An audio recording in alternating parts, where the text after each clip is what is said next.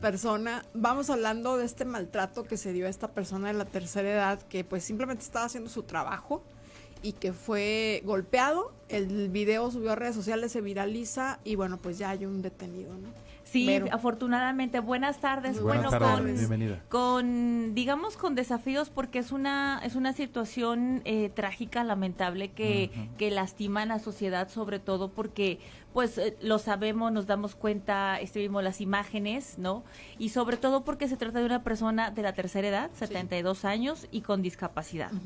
Y entonces, Encima, exacto. Sí, Y yo creo que aquí está el punto medular de la participación del día de hoy, en donde, pues, ya el Ministerio Público tiene conocimiento del hecho, aparentemente o presuntamente tiene los elementos suficientes para poder integrar una carpeta, pues, solvente y sólida y poderla presentar a la persona juzgadora y que no tenga más elementos más que dar una sentencia condenatoria. Pero aquí lo importante es que se pueda dar una perspectiva de persona de adulta mayor y perspectiva de discapacidad, es decir, que no se pueda dar el lujo de dejar este hecho solamente en lesiones graves, sino que realmente vaya más allá y sea quizás una tentativa de homicidio. ¿Por qué? De hecho, nos estaba comentando Daniel Santiago que va a ser tentativa de homicidio porque se reúnen todos los elementos. Exactamente, y porque justamente esta persona, como en muchos otros casos, pertenece a comunidades en situación de vulnerabilidad. Y entonces hoy los juzgadores de todo el país, del ámbito federal y del estatal, están ya obligados a tener esta perspectiva con estas personas de género, de infancias, de adolescencias, de adulto mayor, y en este caso pues tiene dos interseccionalidades. En este caso es lo que es adulto mayor y lo que es discapacidad.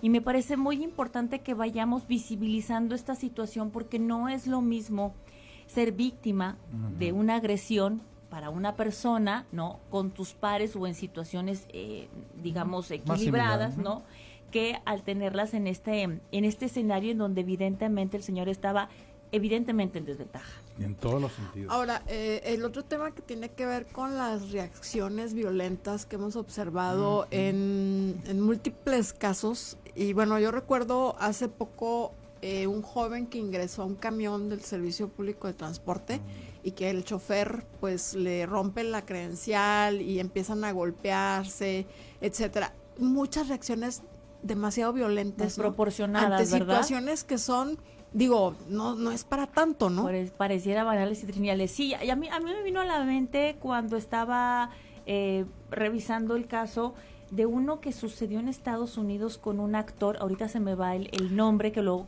pusieron en prisión porque justamente hay un altercado de tráfico, y entonces se hacen de palabras, y el chico, el actor, se baja del carro. De aquí de México, el ¿verdad? señor, Pablo, exacto. Y entonces el señor del otro carro se baja y es evidente mucho mayor, es persona de la tercera edad, y le da un puñetazo y lo mata. Bueno, lo dejó mal, ¿no? Y después falleció esta persona. Creo que sí, porque todavía cae y se pega en la cabeza. Y bueno, pues pierde la vida. Entonces, y todavía sigue ese proceso. Exactamente, porque entonces ahí él decía que pues no había una intención de quitarle la vida. Sin embargo, volvemos a este terreno de perspectiva. Esa es la perspectiva de persona con discapacidad o persona adulta mayor, que justamente al estar frente a estas personas, ellas están en desventaja inmediatamente. Completamente. Exactamente. Incluso se habla que cuando la persona que agrede sabe box o taekwondo o algunas artes marciales, se habla que porta arma blanca. Exactamente. Así se le considera como un arma blanca. ¿Todavía está vigente en la ley? Tengo entendido, ¿no? Que sí, pero el punto medular es que todos estos elementos, cuando llegan con la persona juzgadora, es a criterio para poderlo utilizar o no. Hay algunos que no se dan por enterados de este nuevo manual de perspectiva para impartir justicia de género, de niñez y de adolescencia. Y me llama la atención porque la persona que agrede a don Pedro, de 72 años de edad, vigilante del fraccionamiento, es litigante, es abogado. Sí, es un abogado. Es un abogado.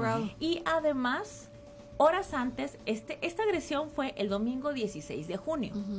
horas antes, el sábado 15 de junio, estábamos conmemorando mundialmente justamente el Día de la Toma de Conciencia del Maltrato en la Vejez. Imagino. Entonces, esta parte me llamó mucho la atención porque muy probablemente quienes tendríamos que estar enterados de estos contenidos, de estos movimientos, de estos días conmemorativos que creemos que son innecesarios, ¿no? Hasta a lo mejor como de accesorio. Claro.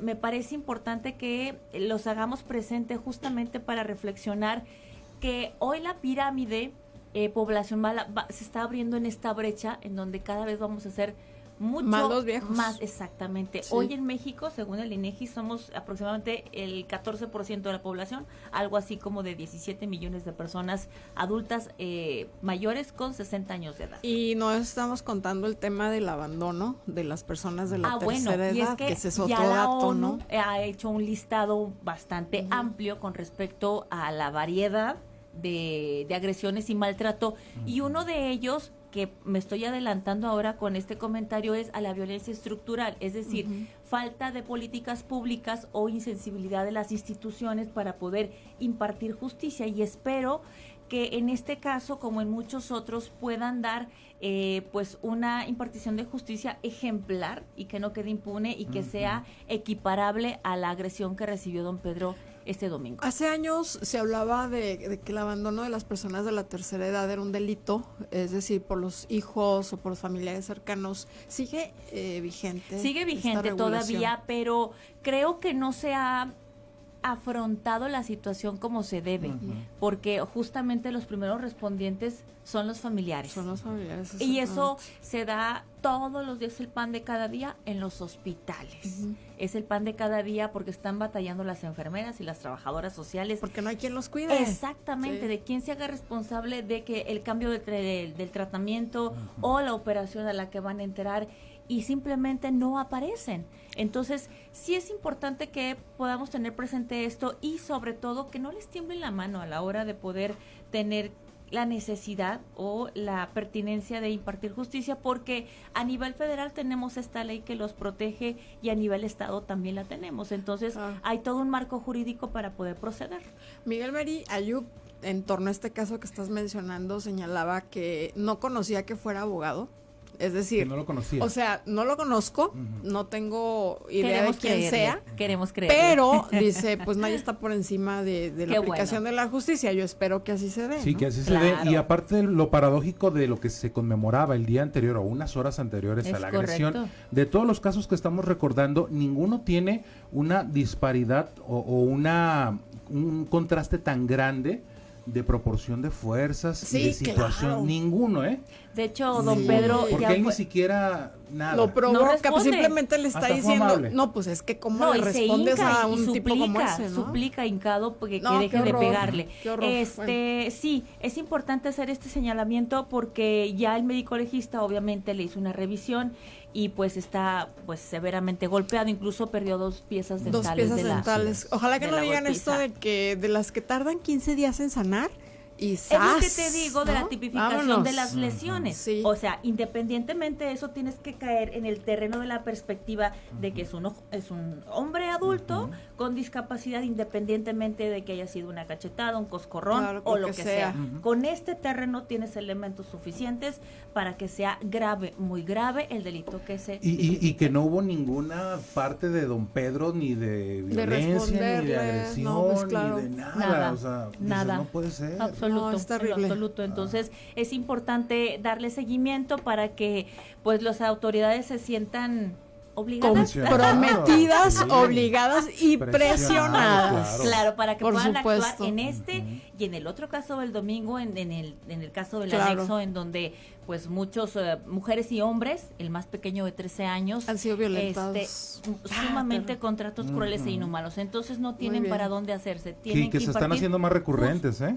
Sí, es más porque no frecuente. Están detectados, no están regulados y entonces hay malas prácticas. Sí. Pues benditas redes por ese lado. Sí, claro. Pero ¿dónde te ubicamos tus redes sociales? Claro que sí, como Verísimo Rocha en TikTok, en YouTube y en X, y como Proyecto Autismo San Roberto en Facebook. Ahí te seguimos. Gracias, muy amable. Bueno, pues así llegamos al final. Nos despedimos, amigos. Mañana tenemos una cita a las 6 de la esperando tarde. Las lluvias. Y esperando las lluvias, que parece que van a ser menores de lo que esperamos, pero no, que llegue lluvia, ¿no? Sí, ya es necesario. Así el agua. Excelente tarde y pásenla noche. bien, cuídese. Gracias. Multimedios presentó Telediario Radio, con la información más veraz y oportuna del día en La Laguna, el país y el mundo. Telediario Radio 93.9 de frecuencia modulada.